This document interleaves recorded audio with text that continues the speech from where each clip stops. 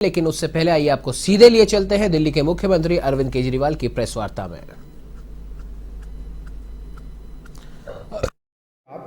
तो वो एक जगह बैठने लग जाएंगे। दोबारा चुनाव कराने की क्या जरूरत है? अभी चुनाव रोकने की क्या जरूरत है? चुनाव टालने की क्या जरूरत है?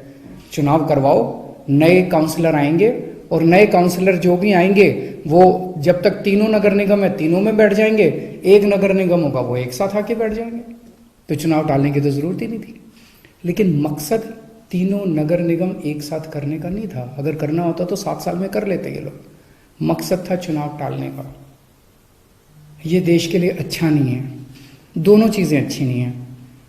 जो केंद्र सरकार ने चिट्ठी लिख के चुनाव टालने को कहा वो भी ठीक नहीं है, और चुनाव आयोग केंद्र सरकार के सामने झुक गया और चुनाव टाल दिए, ये भी अच्छा नहीं है जनतंत्र के लिए। मेरी हाथ जोड़ के प्रधानमंत्री जी से अपील है, प्रधानमंत्री जी, सरकारें आती जाती रहेंगी। कल आप भी नहीं होंगे, कल मैं भी नहीं होऊंगा। हम इम्पोर्टेंट नहीं है, लोग इम्पोर्टेंट नहीं है, पार्टियां इम्पोर्टेंट नहीं है, देश इम्पोर्टेंट है। अगर हम चुनाव आयोग को दबाव डाल के चुनाव कैंसिल कराते हैं, इससे चुनाव आयोग कमजोर होता है, और चुनाव आयोग कमजोर होता है, चुनाव कैंसिल होते हैं तो देश कमजोर होता है। हम सबको मिलकर देश की रक्षा करनी है।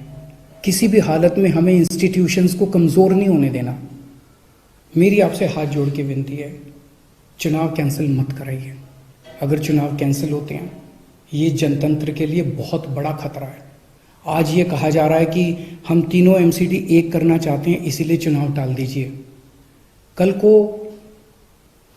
मान लो लोकसभा का चुनाव है, उसके पहले अगर कहा जाएगा कि ये पार्लियामेंट्री सिस्टम अच्छा नहीं है, हम प्रेसिडेंशियल सिस्टम लाना चाहते हैं, संविधान में बदलाव करना चाहते हैं, इसलिए चुनाव टाल दीजिए, तो क्या चुनाव टाले जाएंगे? मान लो कल को कोई स्टेट असेंबली का चुनाव है, ये कहा जाएगा कि हम 2 राज्यों को इकट्ठा करना चाहते हैं, इसीलिए चुनाव टाल दीजिए, तो क्या चुनाव टाल दिए जाएंगे?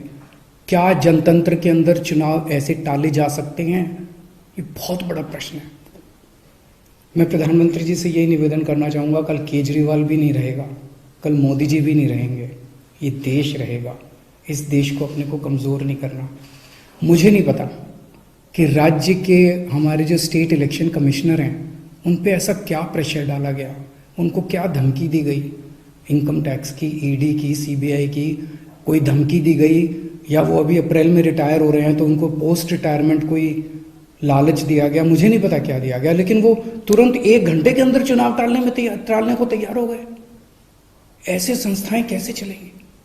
और मैं हमारे स्टेट इलेक्शन कमिश्नर से भी कहना चाहूँगा कि सर, अगर आप ऐसे चुनाव टाल देंगे, ये तो जनतंत्र ही नहीं बचेगा। हम लोगों ने आज़ादी किस लिए पाई थी? इस देश ने आज़ादी किस लिए पाई थी? जनता का राज है, जनतंत्र है इस देश के अंदर। आप ऐसे चुनाव टाल देंगे तो जनतंत्र ही नहीं बचेगा। मुझे नहीं पता आपके ऊपर क्या प्रेशर डाला जा रहा है, मुझे नहीं पता आपको क्या धमकी दी जा रही है या क्या लालच दिया जा रहा है, लेकिन सर, जो भी आपको धमकी दी जा रही है, जो भी आपको लालच दिया जा रहा है, बाहर आके बता दीजिए देश को, सारी जनता को बता दीजिए। देश आपके साथ खड़ा होगा, पूरा देश आपका साथ देगा। पर झुकिए मत सर, किसी के सामने मत झुकिए। देश की बात है, जनतंत्र की बात है। नमस्कार।